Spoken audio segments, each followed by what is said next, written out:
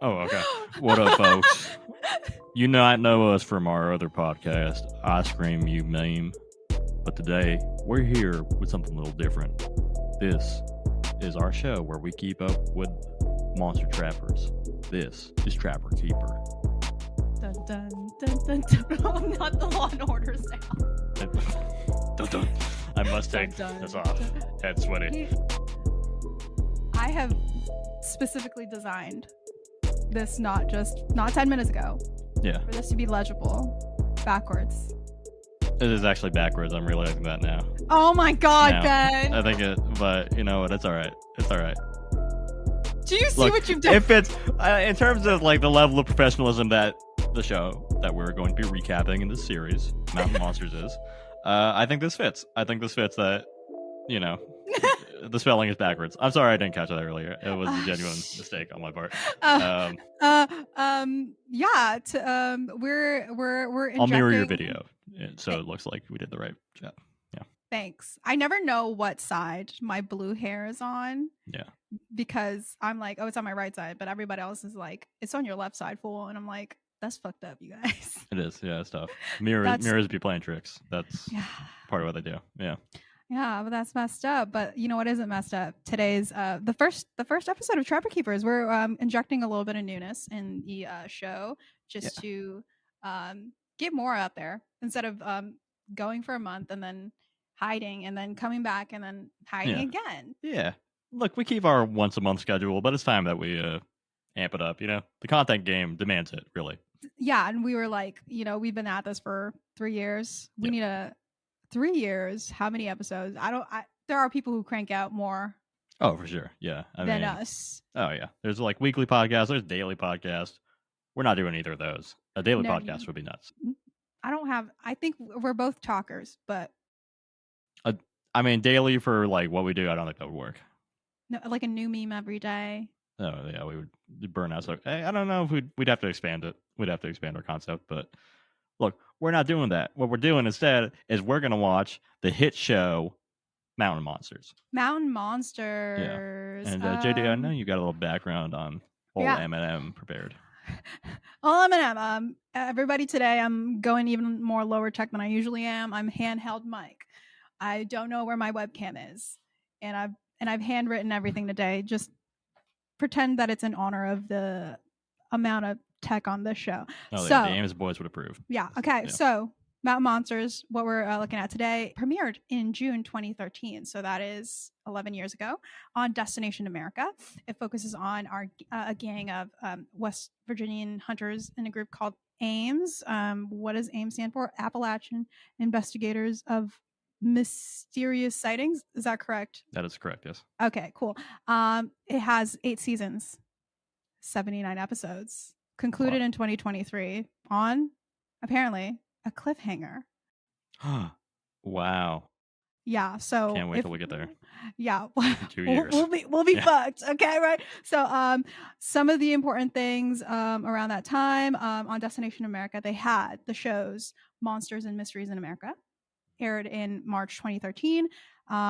Railroad Alaska in November 2013, and then Hidden in America just a year before that. And then on the Travel Channel, we have the Dead Files, Mysteries at the Museum, Mysteries at the Monument, Ghost Adventures, which has been on since 2008 at that time, and then Mountain Monsters actually moved to Travel Channel from Destination America in 2019. Mm-hmm. Prior to that, we had Monster Quest, which was in 2007, Finding Bigfoot in 2011, and then Destination Truth in 2007. And to bring up Finding Bigfoot, are you familiar with Finding Bigfoot at all? Is that the one with Bobo, the Bigfoot hunter? Yes. Okay. So one key note is that they had beef with Mountain Monsters. Okay. They had a feud because Finding Bigfoot was like, Mountain Monsters is fake. Yeah. And they in 2017 they tweeted something about this Mountain Monsters. It's a fake hoax show. So fake hoax show, they said. Strong words from Finding Bigfoot. I was sitting there like, okay, so it's is it like when someone says, "Ooh, you like this," so it's like it's a fake hoax show, or is it like, or is it a fake hoax show? It's kind of double negative there. Yeah. Yeah. So it was like, But yeah, that's who we're covering today. Beautiful mountain monsters. It's kind of we'll get into what the kind of it is. It's as something. we It's something go. for sure. Yeah. Yeah. So every episode of Mountain Monsters opens with this disclaimer, quote, "Do not attempt. The traps and procedures seen in this program were developed by experienced professionals and should not be duplicated. Before conducting any hunting or trapping activities, consult appropriate authorities to ensure that your actions are safe and legal." The intro describes the stars of the show as, quote, "a band of hardcore hunters and trappers. Their quest? To hunt and presumably kill cryptids in Appalachia." We're also treated every episode to a roll call of our heroes, featuring Trapper, the team leader. Yeah. He's an old white man in a Yosemite Sam fit. He's got a bandana on his neck, and he claims to spend 250 days a year in the woods. We got Buck, the rookie. He's a younger white man with a perpetual bandana on his head. We have Huckleberry, security. Old white man with a beard in a Yosemite Sam outfit. He's big. He's tall. Does not wear a bandana. Jeff, the researcher. Yeah, old white man with a beard in overalls. Willie, the trap builder. Who's a middle-aged white man in camo. And last but not least, certainly not least in my book, Wild Not Bill, the least. the expert tracker, who is I would say middle-aged white man, no beard, guns out, tank top all the time. That's our crew. That's our crew. And that's our gang. Yeah, the intro closes with "When folklore bites back and leaves a trail of proof, one team of native West Virginia sons seeks the truth." That's kind of good. If they pick up from like the season 8, they get over that cliffhanger. Let's send you in. We need we need Mountain Monsters back for the this current time of. Yeah, this is what we need. We need that shit back. Please come that back. Kind of Please come back, mystery Mountain Monsters. Episode 1 is titled "The Wolfman of Wolfe" with an E County. So, Trapper, not to be confused with Willie, the trap builder, opens the episode stating that Wolfe County has to be a place for a Wolfman. To which Jeff, our researcher, responds, "You'd think." Now, Wolfe with an E County is named after a dead old white guy, not the presence of Wolfman. So Jeff is already missing some fact-checking opportunities. We're told that in 2006 they started AIMS, which, as JD covered, is the Appalachian Investigators of Mysterious Sightings. This is, as far as I can tell, unverifiable. Their website, aimsa.org, was archived as far back as 2007, but none of the archival pages prior to the release of the show actually work. So the first dates that work are in like 2013. Okay. Jeff tries to redeem himself by saying that in his research, he found that Wolfe County, Kentucky, has some abandoned silver mines from the 1700s, and that he believes this is where the Wolfman is hiding. He describes the Wolfman as a wolf man, wolf creature, wolf monster. We're talking like a 7-foot, 500-pound wolf. Jeff says that the Wolfman has been seen since the 1970s and that it's a killing machine. And Huckleberry, with his security-focused mind, chimes in to say that people actually lock their doors and stuff down there at night and won't go outside because they were that feared of it. And then Jeff, this is I feel like where the first real twist turns. Is Jeff then describes the creature as a bearilla. Yes. Did you catch that? Yeah. Yeah, bearilla. I at first was like, "What is a bearilla?" And then let's share with the people what it is. A bearilla is a predator. Is a bear. Okay. I focused on the bear part. Was it bear gorilla? It's a bear gorilla combo. Okay, and they really were like one of the words that they really enjoyed in this episode was bipedal. That was a thing where it was just like, you're telling me that you're a hunter. Your whole thing is your name is fucking Trapper. You're like, I spent 250 days in the wood, and you don't know that like a 2-legged track is different from a 4-legged track, and the word for like 2-legged is outside of your vocabulary? Come on, bro. Yeah, I was sitting there. I was like, you're lying. You're lying. A bipedal. It's not a cap. science That's cap. word. That's fucking cap. For sure. 100%. I was like, no, you know that word. Yeah, because Trapper's like, I don't know what it is. I love when Jeff uses smart words, and Tracker, and Jeff is like, it stands up on its hind legs and runs like hell and kills everything in sight. That's his definition of bipedal. Okay. So Buck, the youth of the show, celebrates this definition, saying, "Yeah, there we break it down to redneck terms." So we're getting a sense of kind of the banter of the show, the dynamics of the group. So the team meet with an outdoorsman and witness who's only known as R, who is an old white man with a beard in overalls and a floral bandana on his head. He's kind of a Voltron of like all of the Ames members in one person, I think. R opens with some local wisdom as a hunter. If it flies, it dies. That's his big quote. He recounts a sighting. While he was hunting in the woods, he saw something far away that he describes as large and dark. As it walked into a clearing, he says it looked like a huge wolf on its back legs. He says it was probably 7 foot tall and 400 pounds, so a little scrawnier than Jeff predicted. But it wasn't flying, so he didn't kill it. I think that's how that works, probably. Yeah. As R describes the creature, we get some sick footage of a CGI model of the Wolfman. What did you think of the CGI? What do you think of the Mountain Monster CGI? I won't skip to one of the episodes. I'll hold off on we'll that get there. one. We'll get there. We'll get there. I was like, you know what? I can't say anything. It's 2013. It's 2013. It's but 2013. But I feel like there was probably better CGI in 2013 for sure. When did the Avengers come out? The Avengers was like 2012, right? Yeah, I know this is Destination before America. No, look, Destination America was not putting up MCU money for sure. Yeah, but surely there were some assets. What's that one show that had like the animals that they would compare to like a baby running on the ground? Yeah, that looked better than this. The wolf. Yeah. I mean, the hair textures are all fucked up in the show. Like the Wolfman looks. I don't know. The hair looks like it's like clipping through reality. It's all messed up. Yeah, I listen. I know it was first season. Yeah. They're not putting the budge in there just yet. That's fair. There's just find a wolf asset and then make it big. Make it big and bipedal. Yeah. What the fuck does bipedal mean, JD? You're trying to hit me with the science terms. Sorry, it stands on 2 legs and it kills people and shit. And I wrote down that they said huge, powerful, and quick for this bearilla creature. Yeah. Back to the gorilla for 1 second. We're talking about a Wolfman. This is not a foreign concept, right? Yeah. This is not something that they're making up for the show. Why is a bearilla on like the tip of anyone's tongue when you're describing a werewolf? Okay. You know what a werewolf looks like. Yeah. Everybody knows what werewolves are. It's a big wolf man. Okay, but the thing is though, if you were like imagine dragons, but imagine a bearilla. You're not like, it's not connected. Do you immediately go, it kind of looked like werewolf? No, bearilla. No, I'm like bearilla. Well, 2 things that are completely different from a wolf or a human. Bearilla.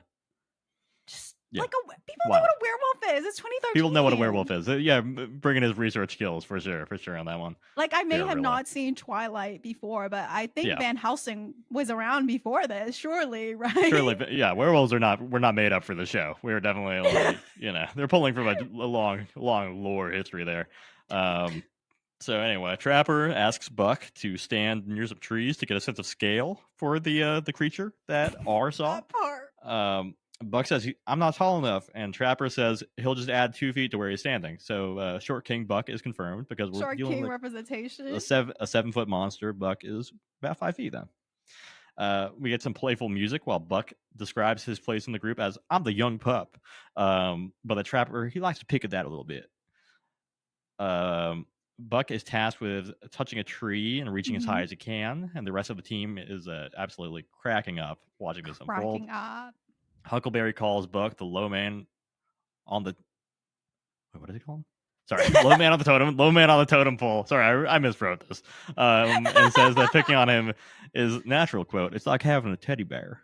See, this is we both focus on that because I wrote down it's like having a teddy bear too. Did you also catch when he's like responding to them and Buck is like, I can't reach 7 to 8 feet, Santa Claus. Yeah. So the banter's there. And there's some love between the boys, I think. Like Huckleberry, I think, is like maybe the most like emotionally mature one. I feel like the way he talks is like sometimes more expressive than the others. I feel like there's moments. Yeah, where, he's like, not. like, He's not sitting in like. Yeah, he's not sitting in the like I'm a stereotypical hunter man. I've got like dad. Yeah. I've got Huckleberry. I've got 4 syllables in my name. Do you know what I mean? Yeah, it's almost a scientific word. God damn it! Exactly. The fun music cuts out though, right? And then we got like serious music as Trapper notices that the signs of Wolfman activity are there. So he points to what looks like a perfectly normal tree, and then they like lighten it in editing to make the signs of the Wolfman rubbing more apparent. Yeah. And Buck foolishly asks how he knows it's a Wolfman evidence and not a bear by rubbing his own back on the tree, which is like the same place where the rubbing was, I felt like. And then Trapper explains, he's like, well, a big bear would have scratched the tree before it rubbed it, and a little bear would be shorter. And he demonstrates that by rubbing his back low on the tree exactly where the rub marks are. And I was like, Trapper, you're not helping your case here, man. No. But, you know, Trapper is now like, yeah, so our story checks out. And the team begins the night 1 investigations. And this is where we're starting to get like the format of the show. Yes. Be the witness, do the investigation. At night, as Trapper explains it, it has to be night because it's absolutely the best time to investigate a predator. And the Wolfman's a predator. So that's some hunting knowledge for you. Mm-hmm. Right there. The series music continues as Huckleberry describes the danger of being on R's property at night. The danger is unreal, according to Huckleberry. They begin looking for caves and tracks, and Jeff describes the importance of research, warning us amateurs that if you don't know your animals and you don't know what you're doing, you're never going to be able to track your creatures. So, yes, animals first, then creatures. Mm-hmm. That's how he's got to work. The thermal camera gets broken out as they stand at the base of a stone overhang, and Buck explains the danger that they're in. There could easily be something above us, watching us, stalking us. We could easily be its next meal. I feel like this is almost like Buck's unofficial catchphrase. Yeah. This comes up in multiple episodes. Buck so far is giving like he's a new baby. He also is like at times shows some skepticism about like what he's being told, right? We've got like, how do you know that this is a bear? And all that stuff. And then he gets he's working on some catchphrases at this point. He is, yeah. He's testing some things out. Buck he's the questioning mind of the group, I think. He's definitely like the least likely to kind of just follow Trapper's lines. What's happening. Because he's like, I'm new. I've not been around. He's a hunter, rookie. But they gotta break him in. Yeah, he's not as experienced in seeing all these creatures just yet. The rest of them have been doing it since 2006, quote unquote. So they're pretty experienced, but Buck, he's just starting out. So they really drive in the risk of being below this like stone overhang cliff thing, and then Trapper finds where the Wolfman could den up. As they enter the den, they find a very clean collection of animal bones. It's a kill site, they determine. That's got cow skulls and everything. Trapper is shocked and describes it as the biggest boneyard he's ever found. The cow bones send chills down their spines as they realize that the overwhelming power of the Wolfman is capable of transporting a 1,000-pound cow or running down a 40-mile-per-hour coyote. Jesus, that's a dangerous creature. This is why it's for professionals, right? Trapper says they're up against a predator that no human should be up against. That son of a bitch is a mountain monster. Bam, mountain monster. Yes. First episode. Yes. Bam. Yes. And we're on his ass. I literally wrote that down, and I was like, they say mountain monster. Yeah. A little bat to the bone sting. Oh, God. So night 1 is over, and Buck is on his way to meet Willie, the trap master, who describes himself as the MacGyver of the group, capable of building a trap that can hold anything, especially the human women in his basement. Buck meets... No, I think Willie's nice. I'm playing jokes. Buck meets Willie at the junkyard where they source iron and steel for the drop cage trap, which is a metal box that they will be dropping on the Wolfman's ass. Willie has a DIY spirit. He refuses to buy new Wolfman traps and prefers to make his own, the old-fashioned way. Despite Buck being the rookie of the team, Willie is glad to be paired with him because of Buck's raw strength. As we're told of Buck's overwhelming power, we watch him struggle to get a piece of sheet metal into the bed of a truck. While Willie and Buck work on the Trapper, Jeff, and Huckleberry seek their next witness, Turtle Man. Turtle Man is not half man, half turtle. He's not a bearilla, Ben. He's not a bearilla. He does say that he lives strictly off the land. And apparently, has video evidence of the Wolfman. So Turtle Man breaks down his diet for us. Can you catch that for us? Yeah, well, what he said, like, he doesn't eat something though. I have it here. Yeah. Quote: I eat groundhog, possum, skunk, coon, not skunk, but coon. I think so. I think he eats skunk. I'm gonna go out on the line there. I shouldn't say that on TV. Yeah. Yeah. Wait. So, but Trapper steps in to say that he's like, yeah, groundhog's the best eating of all, and so they're boys, they're homies. So they spend a while fluffing up the video. They're telling us about the 7-foot tall Wolfman, 3 feet across the back, broad, 350 to 500 pounds, just a big burly monster. And then we see Turtle Man's footage, and it's like a nondescript shape walking behind a tree. Yeah, Turtle Man is seeking vindication. He wants to spread the word about this mysterious creature. And so he wants the Ames team to get more evidence, right? Mm-hmm. So Turtle Man and R are conveniently only like 2 miles apart from each other. And Trapper decides that the best place for the trap is like midway between these 2 sites, which is why he's the group leader. Mm-hmm. So Willie explains the complex mechanisms of a drop trap. So it's a box that you drop on something. You drop, yes. Yes. As the trap construction continues, we meet our third witness, Jasper, who hunts traps and snares, and is the first one to have a normal name. Jasper heard the howling of the Wolfman and saw it as he checked his snares in the holler. Now, holler is something that you hear a lot on this show. Do you have what a holler is? I'm a city boy. Yeah. I don't know what the fuck they're saying sometimes. Yeah. You know, but I'm down to clown. What is that? I believe a holler is like a small kind of valley, kind of a little, you know, it's not like a big valley. It's like a little like kind of tight space between hills. Okay. Right. Over hill and holler. Okay. Would be like a way to describe it. But yeah, they tend to say holler. They also don't say Wolfman, right? They say Wolfman.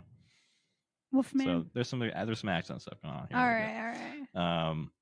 Jasper also found a track where he saw the creature, and he captured a photo of the track, which they all describe as big. But Trapper puts 2 and 2 together, realizes there was absolutely no scale in the picture, and says a wolf could probably leave a track about the size of his hand. So he asks Jasper specifically if the trap was bigger than his hand. Jasper responds, it was bigger than your hand. Therefore, Wolfman could only be. Big. It's big.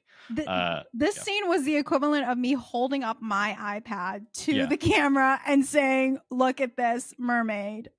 That's pretty much it. Yeah. Yeah. It's a very, very leading questions, I would say, from Trapper in this section in particular. Yeah. He does have a big hand though. Massaging the witness. Yeah. What's the scale of Trapper's hand? Do you think it's bigger than my hand? Did you say it's bigger than my hand? Yeah. Whoa. Okay. Well, maybe it was. Who knows? So it's something big, as Trapper describes the track. They play what sounds like the Squidward walking noise. Did you feel like that when they demonstrate toes in this show? They're like, so they're trying to demonstrate where the claws are, right? So with Jasper's testimony and the convenient location is like another like 2 miles away from both the other guys, they are able to triangulate the trap location between the 3. So Willie explains how the trap works. They place a goat under the trap as bait, and then it's something called a drop cage trap. So it's basically a box, and then they drop it. So it's a pretty advanced stuff. I don't know if, like, as city people, if we're quite getting it, you know. Now it makes sense. Yeah. So they test the drop trap, which is where we are introduced to Wild Bill. Wild Bill, I think, is the only one physically capable of climbing a tree. And so he makes his first appearance as he sets the trap up. Wild Bill also needs subtitles sometimes, but they're not consistent with it. They should be consistent with it because I think he always needs them. As someone who is both hard of hearing and from the city, sometimes he escapes me. It's a challenge for sure. So Wild Bill's first line where he gets subtitles is "Hey's our game, brothers." And Trapper immediately responds. Did you catch Trapper's line after that? No, I didn't. I almost got a chubby on. It was so much fun. When did he yeah, say so this? Are you serious? I'm serious. Yeah, that's a quote. It's a direct quote from the show. Do you think it was because I was trying to process what I think that might have been. Yeah, maybe that was like a little like kind of flashbang, and you were like disoriented to hear Trapper say that his dick got hard, or almost got hard. Like from off the trap fall. Yeah. When I listen to this episode, when I review this, I'm going to rewatch that scene. Oh yeah. When the hell does he say that? It happened right after he dropped the trap. Wild Bill says he's our gang brother, because I was like, rewatching to catch what Wild Bill was saying, and Trapper says, "I almost got a chubby on. It was so much fun." What the fuck? Yeah, but unfortunately, the fun has to come to an end, and Trapper's dick has to soften because the serious music kicks back in, while Trapper describes a plan to further scout the area. So, as they scout the area, they find some tracks near a water hole. The tracks, they claim, is the size of a coffee can, which is pretty big. Probably bigger if the I wrote that down. I was like, the size of a coffee can. That's pretty big. I feel like coffee cans are girthy. Yeah. I'm thinking of that yellow one. A Cafe Bustelo? Yeah. Yeah, Cafe Bustelo. That's a big coffee can. That's a big can. Yeah, I guess there's like smaller coffee cans, but like, we're thinking, when you hear coffee can, you're thinking the big one, right? Yeah, if they're saying that like this is the size of a coffee can, I'm like, yeah, the big kind, right? Yeah, that's pretty. I mean, I would hope so. Otherwise, it's not really impressive if you're just saying like it's like This is the size of a Monster Energy can. Yeah, no, not scary. Not scary. That's not even a wolf. Wild Bill is called over, and this time he doesn't get subtitles, but he says, "Fuck it." I think he says, because they blurt some things out. Fuck shit. Damn, look at the size of that. Weighs got 600 pounds. Old wellies, that thing's. So he addresses Trapper's penis directly at the last bit. What?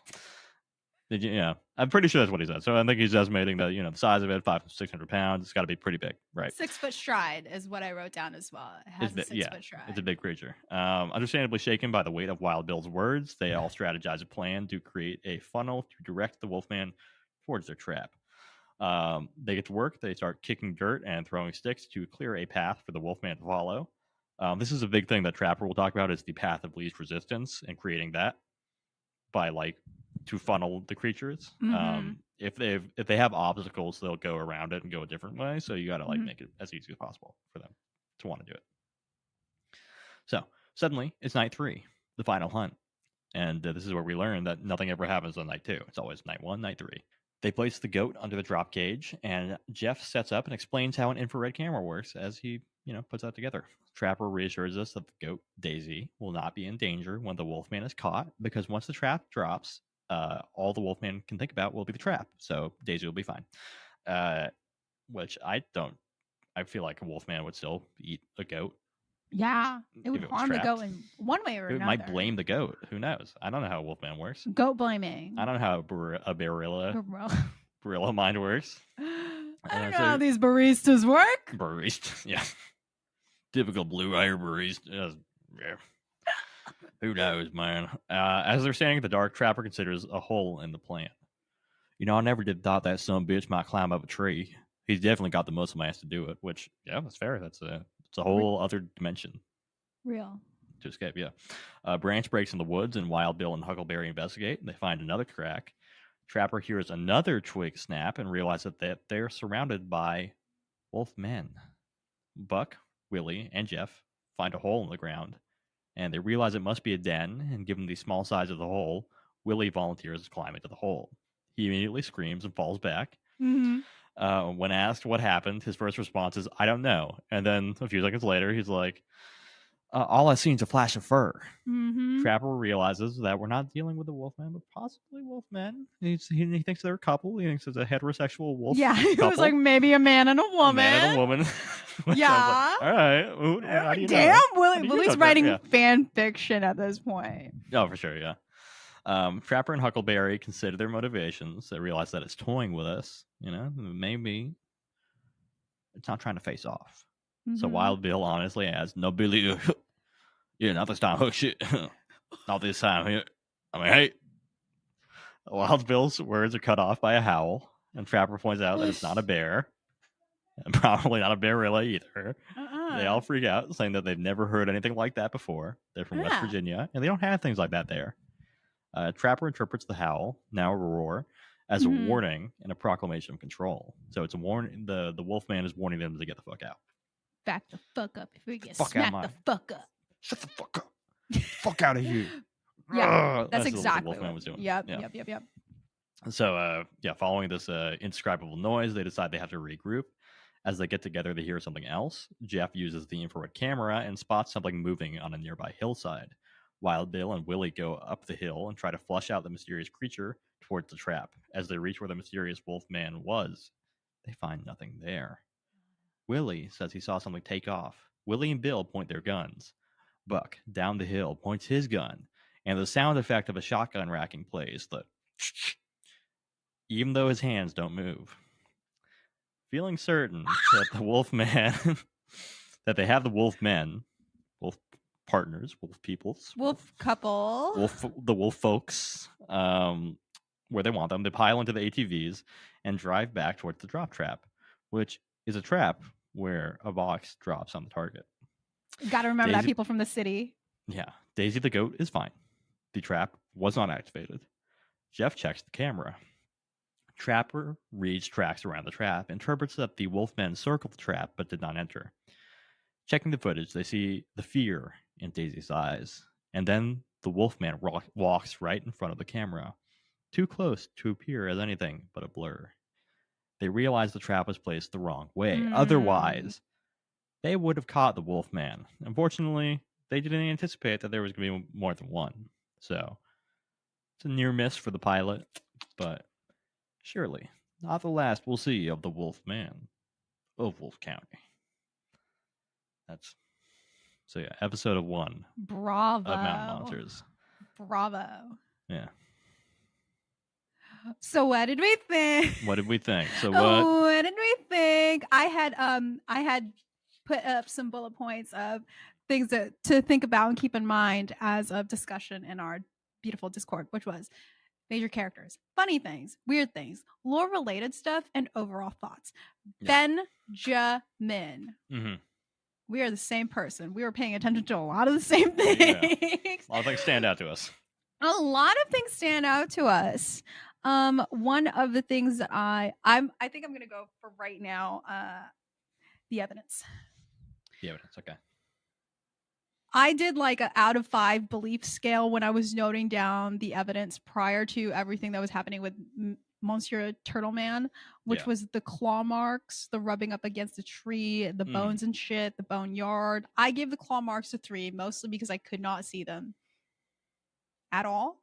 Was it because of my eyesight? I didn't see them either. The rubbing up against the tree, why did I put a 4 there? Was I being really kind that day? Okay, so you were feeling like Trapper's explanation made more sense than Buck's criticism that it could have just been a bear. I think I was being nice that day because I also was just like, oh, maybe I'll do that as 2 because it could be a tiny bear. And then the bones you mentioned, they were clean. Yeah. And I know maybe like, what is that? Like sun bleaching and all that stuff. Right, but it was inside of a cave. Yeah. Or like a little den. Yeah. I gave that and the concept of the boneyard a 2. And the Wolfman's doing like the little like he's like sucking the bones clean. Yeah, because I feel like a lot of this for me really depends on the fact that I am a city boy. It's fair, yeah. Because you could, if I was just watching this on like without our thinking caps in mind, that our orange hunting hats in mind, I just feel like you could say anything. When they're like, I know how to read a map.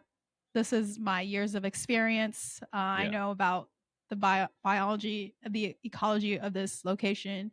I can measure 7 feet from far away and know how much something weighs. Yeah.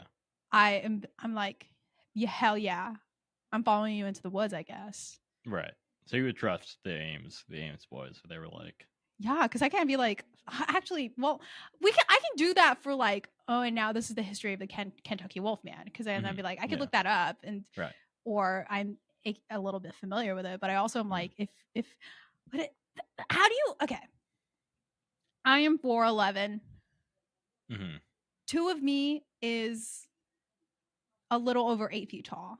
Do you mean that you can ID from the distance that you're looking at how much 7 feet is? Could you do that then? Probably not very well. No. And then, I mean, like, the weight of something is nuts. Yeah. I don't think that's really I don't think I'm great at estimating the size of other, beings, entities. Yeah, so I felt Like like I'm a always lot. surprised by like how heavy like a cow is or like a horse. I'm just like, damn, those are fucking huge. Yeah, and I don't even know the concept of 500 pounds. That's like That's two of me, pretty much. Well, like two and a quarter. like 4.5 of me. Okay. Yeah. So I still doesn't. I Not don't even. helpful to hear that. It's Like not helpful. 500 pounds is probably like a rock and a half, maybe. It's a Dwayne boulder. The Rock Johnson and a half. Yeah. A boulder the size of a boulder. Yeah. Yeah, I feel like a lot of, I don't know, a lot of the evidence and the stuff that happens in the show is like definitely depends on the fact that I don't know shit about the woods. Right. That's fair. Yeah. Yeah. Yeah. A lot of, which I don't mind because I don't know shit about a lot of things. Learn about the woods. Yeah. Right. And if As I was discussed, going to go into the woods and these guys were just like, don't, it's huge, I'd be like, yeah. I'm not gonna be like, hold on. So you would trust Turtle Man if Turtle Man could come up to you and like, look, man, first of all, no, I don't need skunk. Listen, you don't want to go in those woods. You forgot to mention the fact that this man is raw dogging the earth. Is Man barefoot? Man is barefoot. Man's barefoot? I didn't know Man was barefoot. I swear to God, he's barefoot. Like, I know he goes through the world barefoot. There is another witness in a later episode that we'll get to. Maybe next. Oh my God! I swear he was raw dogging the planet. I'll need to consult the footage of that one. Oh my God, no, that's a different guy. Sorry. I skipped there, but that's how much of an impact it left on me. I remember somebody was raw dogging the earth. Shocking for sure. Yeah. We'll get to him next time. We'll get to him. Folks, tune in. We'll hear about some earth dogging. He's raw dogging the earth. And I won't even tell you what sort of raw dogging. But yeah, like I don't know. I do. Your turn. Yeah. So I mean, like, I think the bone thing felt especially produced. And full disclosure, you and I have both seen like later episodes of the show where I think the producer's hands, things get out of hand. They get out of hand. This is fairly tame. This is like kind of a standard. So far, the episodes of that we watched, the pilot, more or less a standard monster hunting show. Yeah. It's on it. Things get weird later on. Things get more intense than any other show is willing to get. Yes. Which potentially is why Destination Bigfoot. What was the other Bigfoot one? Finding Bigfoot, yeah. Finding Bigfoot had some smoke with them because Finding Bigfoot, I think, was a little bit more like we're researching. Yeah, Finding Bigfoot isn't always finding evidence of things. Right, and it's not. There's not necessarily psychic warfare. Spoiler alert! Yeah, I think like the hands are a little bit being shown already. Like they do get closer in this episode to catching the Wolfman than I think other shows would be willing to say that they did. Yeah. And they're also, I think, like the bone thing to me felt very produced, where it's like this like perfect pile of bones that they're all like, oh my God, and there's a lot they have never seemingly seen anything like what they see in an episode. Yeah, and it's like as hunters, as experienced outdoorsmen, should like. They should know that like there are other animals here that could have also done this. If this was a real yard of bones, perhaps another creature could have done this. Right. I mean, like I don't know the creatures that are wandering around the West Virginia or the Kentucky woods. Where's the Jersey? My dumb ass was like, you said where the Jersey Devil? Yeah, I meant the Mothman. I'll give you 3 guesses. Yeah. Uh-huh. I meant the Mothman, but the second I said it, I was like, girl. Oh, Lord, keep that in there. It's okay. That one's staying in there, but... What's your podcast on? Is it on the cryptids and the monsters? So my manager said I can't answer that question. Okay, interesting. Yeah, so you'll have to ask my manager. Sorry. Okay, fair enough. We'll circle back. Yeah. Ma'am. Ma'am. Boneyard is part of evidence. I think they do capture a lot of. They do, like, even if it's just like, oh, here's like, how many paw prints of the barilla did they catch? Many a print was found. Many a crisp ass print on the ground that are the size of coffee cans, that are bigger than hand, that are just, you know. It's just, they have a first episode. Okay, like, okay. Maybe, okay. Let's say in the other episodes they don't catch like a bajillion pieces of evidence. Maybe this is the one that's like, oh, to draw you in, we have 1 trillion pieces of evidence, and you know, maybe this is going to continue. Our luck is going to continue the rest of the time. Yeah, right. It's like if it starts this high, we can only go up from here. Yeah, like look how good we did on our first shot. We can only go up from here, and we can also get involved in some psychological warfare. Yeah, sometime in this. How did you feel about our crowdsourced evidence from the witnesses? I would say none of it was particularly compelling. Yeah, I think the paw print photo sucked. That may have been the worst one, because it's like, you're really like, no scale. You weren't just like, let me stick like my foot next to it, or a hand, just like a spoon, close up shot. Yeah, anything that we can be like, oh, I know how big that is. Come on, man. Come on. Who was that? Jasper, the most normal name, the most non-normal form of thinking. Fucking nothing evidence provided. It's like, okay, the witness number 1, I didn't even catch the fact that he had a name. I just put witness A, so I gave him a different letter. Okay. I did like that, you know, like, obviously, okay. Yeah. I will say that, you know, if someone's like, I saw this guy and he was wearing a green shirt and some red boots, and everyone's like, yeah, I also saw this guy and he had green shirt and red boots. That's like consistency, right? But sometimes it did feel a little too on the nose when they're like, yeah, he was 7 feet. 7 feet tall. That's a 300 to 500 catch where they're like, exactly what Jeff described. Interesting. Yeah. It was always like, the evidence that we have is almost exactly to the T of how we're describing the thing that we have. It's jarring sometimes. We're like, exactly what they were describing in the car before. Wow. The only new thing that anybody offered was that it was 3 feet across the back. Yeah, just broad shoulders, big, strong creature. Can you picture 3 feet across the back? So that's like a foot and 11 inches less than I am. So maybe it's like, this is a foot, this is another foot. Maybe it's like to the middle of my tummy. I don't know. But like wide. So like I'm laying sideways. I still don't know what that means. Is it like that's like, still okay? Let's say that's big. Broad back, I guess. Yeah. Let's say that's big. Yeah. It's just a lot of their evidence is very like, and it definitely like I said, you know, if a lot of people see a guy who's wearing a green shirt and red shoes, I believe it. But this feels too on the nose. Yeah, that's fair. The Wolfman in the CGI is super jacked. Van Helsing, Wolfman. Yeah. Almost. No barilla in sight. I saw that and I was like, who is saying this is a bear and a gorilla? Nobody's saying that. No one is ever a bearilla. That's not a thing. I would argue it's a wolf and a man. You know what I mean? Yeah, consider the alternative. That's right there, Jeff. Yeah. The other way around. Yeah, strange. Things were definitely happening in this one. Yeah, like a bearilla would make a sick like t-shirt. I would say that, like a lifting shirt, you know. Merch like opportunity a muscle for tee. us. There we go. Yeah, like a bearilla. You said my activation code, which is muscle T.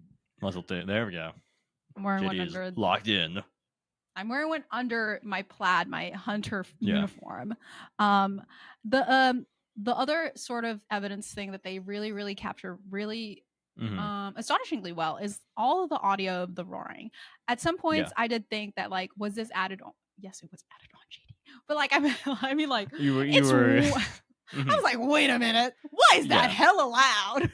Right, it's like more clear than anything else that they're saying. It's There's not even the like distance effect to it. Like, they didn't think like, let's do an SFX that's like, oh, you can hear this audio from outside of a room and it's so far away. No, it is like they're holding the microphone up to the Wolfman Barilla. The Wolfman came in and did some ADR work for them. It was He's like, guys, was that crisp enough? Was that like believable enough that I was like very angry? Because I can do a couple more takes. Do I show? I'm like a SAG member after this? Is that how this works? It's like no. Actually, you have to do it 3 times. No. Okay, if you speak on camera, you get a SAG thingy already. That kind of thing. So right, that's why they didn't show the Wolfman, because then they would have to give him the SAG card. Yeah, so it was just. The voice, he may have to reach to the out to the voice actor union, but not SAG just yet. Not SAG. Oh, but sorry, Wolfman. Sorry, Wolfman. But I put in here. I know we don't have the same timestamps because I'm not watching it on methods. It's a roar, like like towards the end, like a roar. Yeah, it is. Like a lion's roar. Yeah, it's a very, very clear stock roar, perhaps. Yeah, stock audio. It was like the Wilhelm scream. It was, yeah.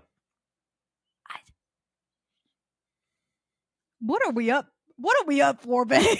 What are we up for? It's only up for here for sure.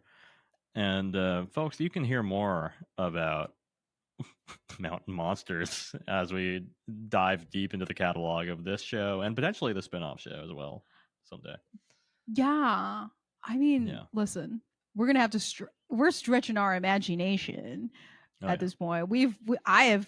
It's basically like if I was Mountain Monsters, I think is both the equivalent of me holding up my iPad to the camera and also bringing a sort of sea creatures every single time we did one of those evidence episodes that we used to do.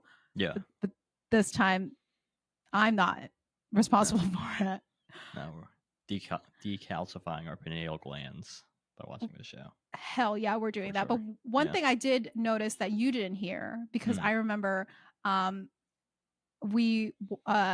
highlighted this. Okay. And I remember we once watched, I don't know if we watched it around the same time-ish. It was like a Finding Bigfoot one where he like, he was up there. I jerked him off on the tree and something like that. He said something like the goat man was up there and I He said something strange.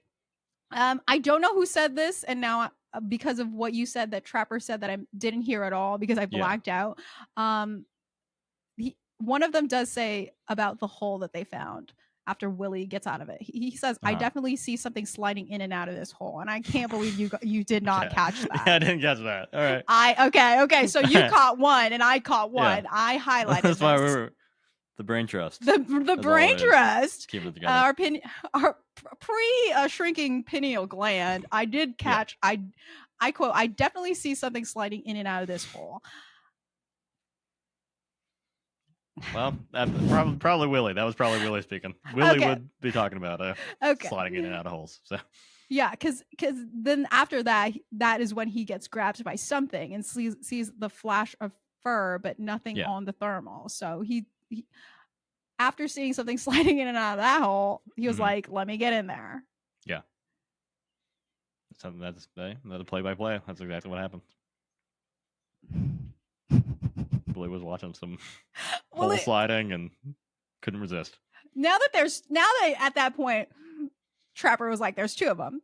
Yeah, Willie, I believe you just walked in on something. I believe so. Yeah. So you see, when 2 wolf people love each other, when the caves are rocking, don't come a knocking. Don't come a knocking, right? Yeah. Willie, I did.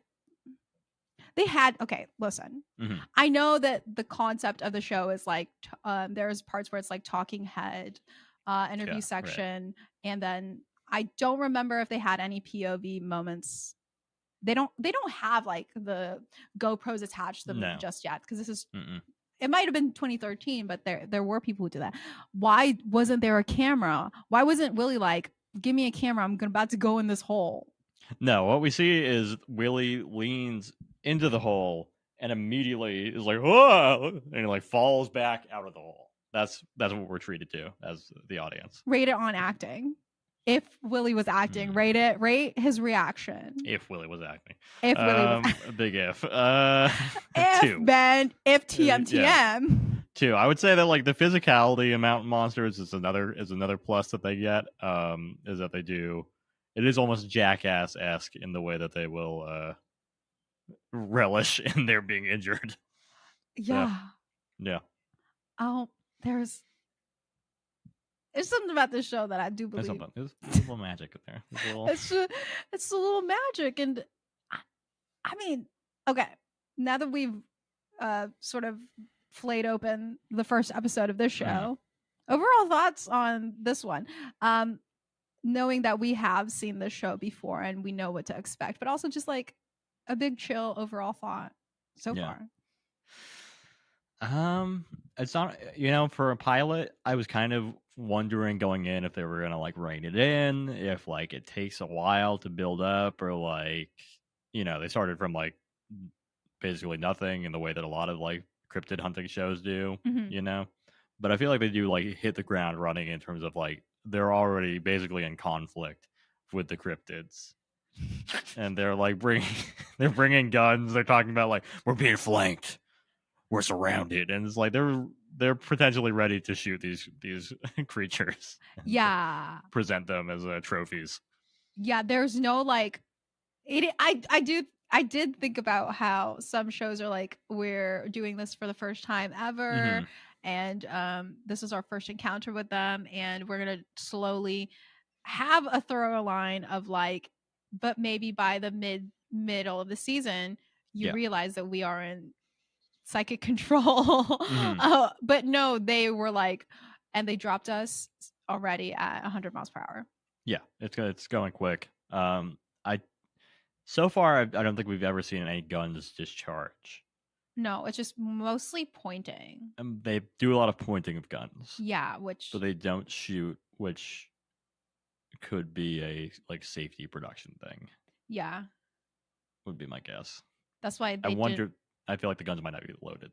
Like, and that when you mentioned that there was like a gun cocking sound despite no movement. What you see is him just standing there, and then you hear like the, and you're like, See, you may have some experience in this. As a fully fledged city boy, I don't know shit. Yeah. You're like Buck is. They're trying to be like, Buck's ready to start shooting. Buck's ready to pop off, and it's like Buck is not ready to pop off. Buck is holding a gun that is probably empty. Because Buck is sort of kind of getting established as the one who's like shoot first, ask questions later. Because I think I don't know if it was Trapper or Huckleberry who was like, be careful on that starting shooting shit thing. So Buck is the hair trigger of the group. He's the wild card, the loose cannon. Baby, the baby, green, teddy skeptic bear. Yeah, they said it's like having a teddy bear about him. He's like having a teddy bear. Yeah. It's the first episode and we're already doing a lot of thinky thoughts. What is thoughts? And you know what? We're gonna have a lot more. Because we got 80 episodes for the next 2 years, probably. For the next 2 years. I hope that somewhere in the middle of that, we do get invited to whatever network they were last on, and we get our own spin-off of, I don't know, Paranormal Con on Tape. Yeah, we can do that. We are the official talking heads for Mountain Monsters. Yeah. And we can do that. Yeah. And as the official talking heads of Mountain Monsters, let's get on to episode 2. Let's get on to it. This episode was produced by JD. For all our sources, please support Max and watch Mountain Monsters as it is intended, as it is legal and available, and a lovely platform. Go ahead and support Max. Support Max. Max needs it. We'll be back with more Mountain Monsters. And Keeper. now, go ahead and hit that play button now.